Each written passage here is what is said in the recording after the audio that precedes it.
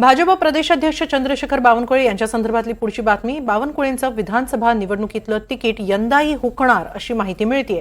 विधानसभेत चंद्रशेखर बावनकुळेंना किंवा त्यांच्या पत्नीला तिकीट मिळण्याची शक्यता नाही अशी माहिती सूत्रांनी दिलेली आहे। अलीकडेच बावनकुळे यांच्या मुलाच्या कारच्या अपघातानंतर ते अधिक चर्चेत आलेले आहेत। विरोधकांकडून जोरदार टीका केली जाते आहे आणि त्यातच आता विधानसभेचं तिकीट बावनकुळेंना यंदाही मिळणार नाही अशी चर्चा रंगलेली आहे। तसंच त्यांच्या पत्नीला देखील तिकीट मिळण्याची शक्यता कमीच असल्याची माहिती सूत्रांकडून मिळते आहे। भाजप प्रदेशाध्यक्ष चंद्रशेखर बावनकुळे यांना मागच्या निवडणुकीतही तिकीट देण्यात आलं नव्हतं आणि यंदाही तिकीट त्यांना मिळणार नाही अशी शक्यता अधिक दिसते आहे अशी माहिती सूत्रांकडून मिळते आहे। त्यांच्या पत्नीलाही तिकीट मिळण्याची शक्यता कमीच असल्याची माहिती आहे। अलीकडेच त्यांच्या मुलाच्या कार ऍक्सिडेंट नंतर त्यांच्यावर एकच टीकेची झोड उठवण्यात आली। विरोधकांकडून ते सध्या निशाण्यावर आहेत आणि अशातच त्यांच्यासाठी बातमी, बावनकुळेंना विधानसभेचं तिकीट मिळण्याची शक्यता कमी दिसते। याबाबत अधिक माहिती घेऊया आमचे प्रतिनिधी संजय तिवारी यांच्याकडून।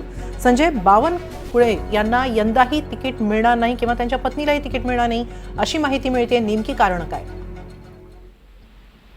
मिळाली अगदी बरोबर आहे, कारण आपल्याला माहिती आहे ज्या पद्धतीनं मध्ये केंद्राचे भाजपचे ज्येष्ठ पदाधिकाऱ्यांनी येऊन बैठका घेतल्या होत्या आणि सांगितलं होतं की एक एक मत महत्वाचं आहे, एक एक जागा महत्वाची आहे। त्यामुळे प्रत्येक जागेसाठी जो जिंकू शकेल म्हणजे विनेबिलिटी पाहून असा उमेदवार शोधण्यात येत होतं। त्यामुळे कामठी जिथून या पूर्वी कित्येकदा बावनकुळे आमदार राहिलेले आहेत त्या कामठी मतदारसंघ परत त्यांच्याकडे सोपवण्याची तयारी झाली होती आणि बावनकुळे यांनी तिकडे अलीकडे बैठका घेणं, संपर्क करणं सुरू केलं होतं।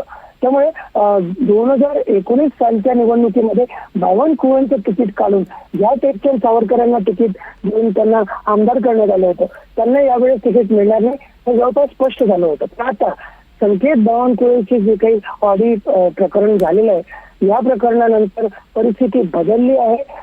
चंद्रशेखर बावनकुळे नक्कीच इथून विजयी होऊ शकतात, पण कामठी मतदारसंघातून त्यांना किंवा त्यांच्या पत्नीला उमेदवारी आता द्यायची नाही हे जवळपास निश्चित मानलं जात आहे आणि त्याऐवजी टेकचंद सावरकर किंवा आणखी कोणी नवीन उमेदवार देण्यात येईल असं सांगितलं जात आहे। पण हे सगळं करताना भारतीय जनता पक्षातर्फे सार्वजनिकरित्या जी भूमिका घेतली जाईल ती भूमिका ही असेल की आम्हाला विधान परिषदेमध्ये एक जागा सुद्धा कमी करायची नाहीये।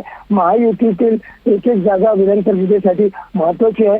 आपल्याला माहिती आहे की चंद्रशेखर बावनकुळे हे नागपूर जिल्ह्यातील स्थानिक स्वराज्य संस्थेचे विधान परिषदेत प्रतिनिधी आहेत आणि स्थानिक नागपूर जिल्ह्यामध्ये जितके नगरपंचायत, नगर परिषद, महानगरपालिका सगळीकडे ओबीसी जे रिझर्वेशन होते मध्ये विषय निघाला होता, त्यामुळे सुप्रीम कोर्टाने स्थगिती दिल्यामुळे कुठेही नगरसेवक नाही आहेत, निर्वाचित नगरसेवक नाही आहेत, सगळीकडे प्रशासक कारभार बघतायत। त्यामुळे मतदार नाही आहेत नागपूर जिल्ह्यामध्ये असं म्हणता येईल।